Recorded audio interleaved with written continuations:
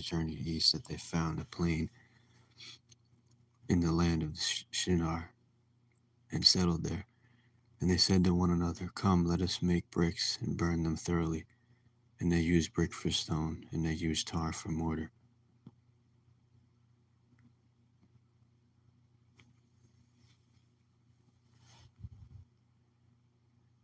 And they said, "Come, let us build for ourselves a city and a tower whose top will reach into heaven. And let us make for ourselves a name, lest we be scattered abroad over the face of the whole earth." And the Lord came down to see the city and the tower which the sons of men had built. And the Lord said, "Behold, they are one people, and they all have the same language. And this is what they began to do, and now nothing which they purpose to do will be impossible for them. Come, let us go down and confuse their language, and they may not understand one another's speech." So the Lord scattered them abroad from there over the face of the whole earth, and they stopped building a city. Therefore its name was called Babel, because there the Lord confused the language of the whole world. And from there the Lord scattered them abroad over the face of the whole earth. These are the records of the generations of Shem. Shem was 100 years old and became the father of Arpachshad 2 years after the flood. And Shem lived 500 years after he became the father of Arpachshad. And he had other sons and daughters. And Arpachshad lived 35 years. 35 years and became the father of Shelah. And Arpachshad lived 403 years after he became the father of Shelah.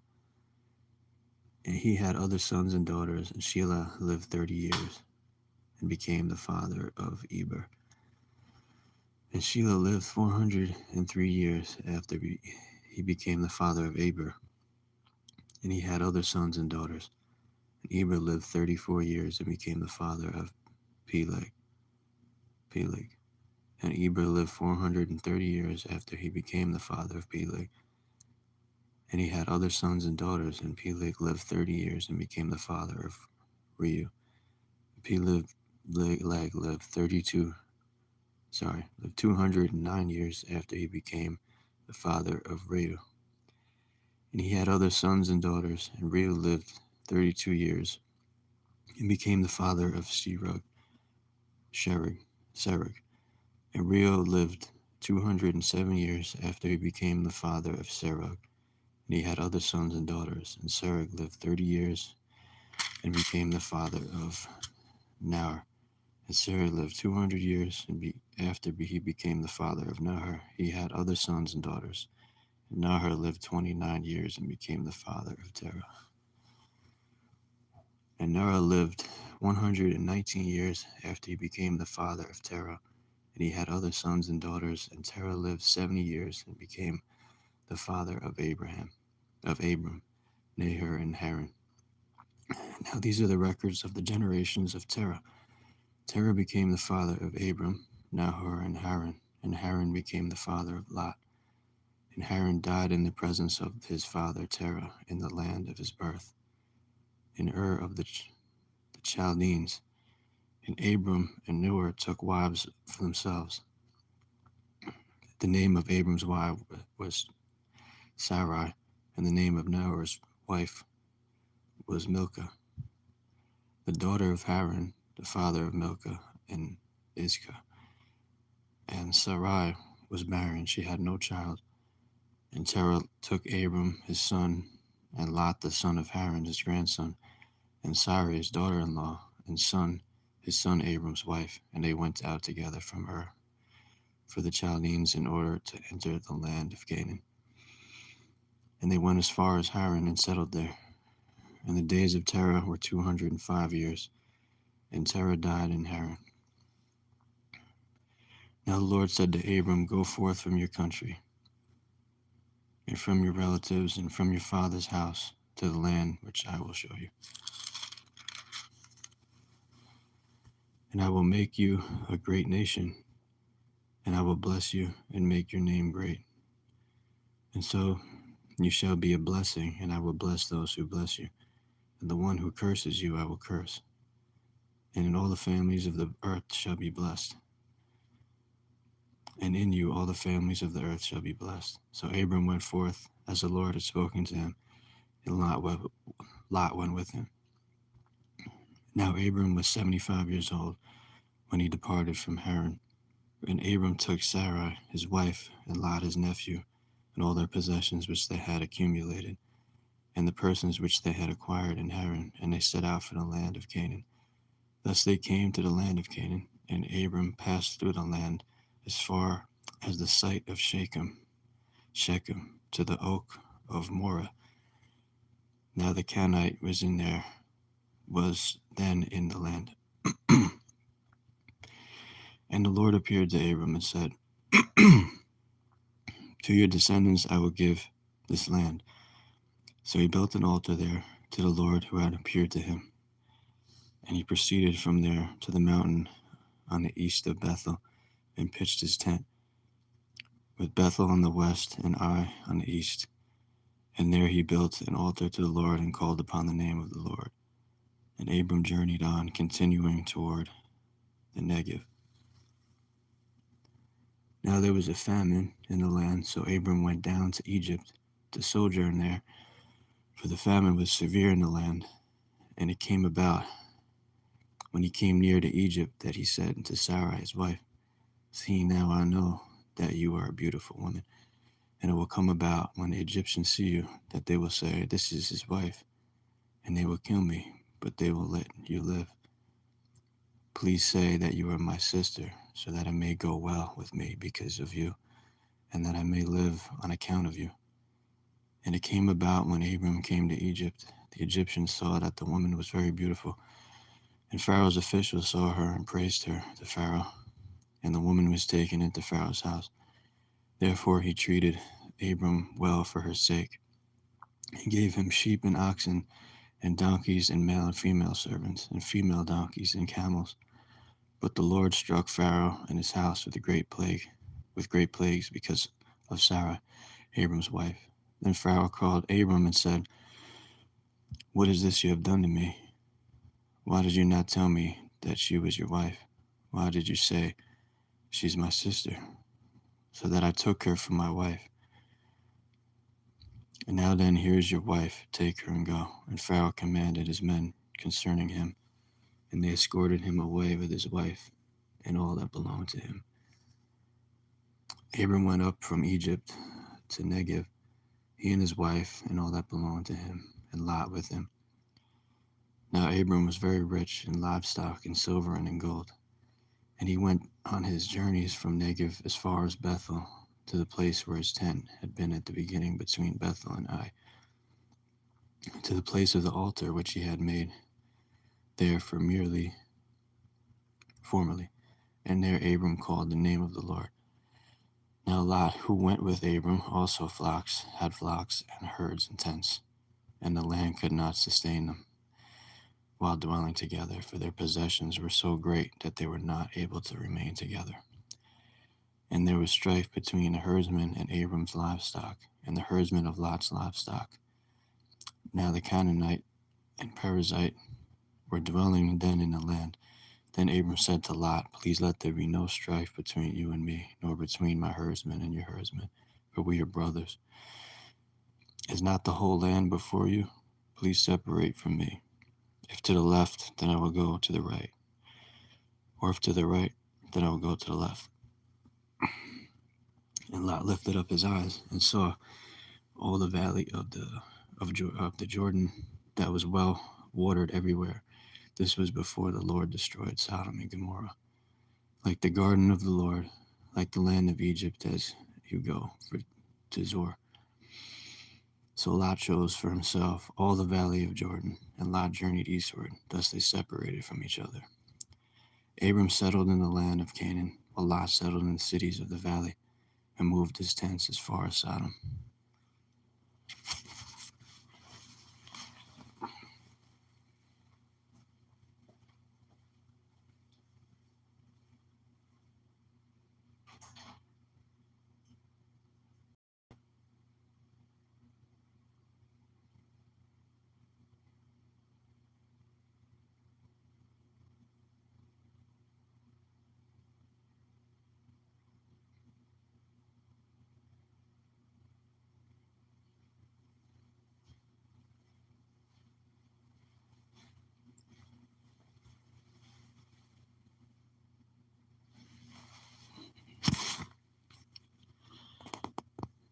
Now the men of Sodom were wicked exceedingly and sinners against the Lord. The Lord said to Abram, after Lot had separated from him, now lift up your eyes and look from the place where you are, northward and southward, eastward and westward. For all the land which you see, I will give it to you and to your descendants forever. And I will make your descendants as the dust of the earth, so that if anyone can number the dust of the earth, then your descendants can also be numbered. Arise, walk about the land through its length and breadth, for I will give it to you. Then Abram moved his tent and came and dwelt by the oaks of Mamre, which are in Hebron. And there he built an altar to the Lord. And it came about in the days of Amraphel, king of Shinar, Arioch, king of Elasar, Chedorlaomer, king of Elam, and Tidal, king of Goim, that they made war with Bera, king of Sodom, and with Bersha, king of Gomorrah, Shinab, king of Admah, and Sheramer, king of Zeboim, and the king of Bala, that is Zor. All these came as allies to the valley of Siddim, that is the Salt Sea. 12 years they had served Chedorlaomer, but the 13th year they rebelled. And in the 14th year, Chedorlaomer and the kings that were with him came and defeated Raphaim, and Ashtaroth, Karnaim, these are hard, and the Zuzim, and Ham, and Emim, and Shava, Kiriathaim, and the Horites in their Mount Seir, as far as El Paran, which is by the wilderness. Hi, everybody. Then they turned back and came to En-Mishpat, that is Kadesh, and conquered all the country of the Amalekites and also the Amorites who lived in Hazazon Tamar. And the king of Sodom, and the king of Gomorrah, and the king of Zeboim, and the king of Bela, that is Zor, came out, and they arrayed for battle against them in the valley of Siddim, against Chedorlaomer, I don't know how to say that name, king of Elam, and Tidal, king of Goyim, and Amraphel, king of Shinar, and Arioch, king of Elasar, 4 kings against 5. Now the valley of Siddim was full of tar pits, and the kings of Sodom and Gomorrah fled, and they fell into them. But those who survived fled to the hill country. Then they took all the goods of Sodom and Gomorrah and their food supply and departed.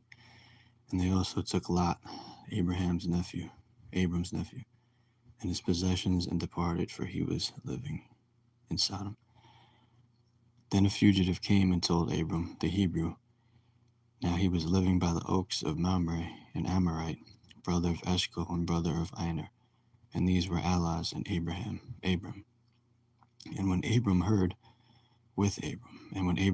that his relative had been taken captive, he led out his trained men, born in his house, 318, and went in pursuit as far as Dan.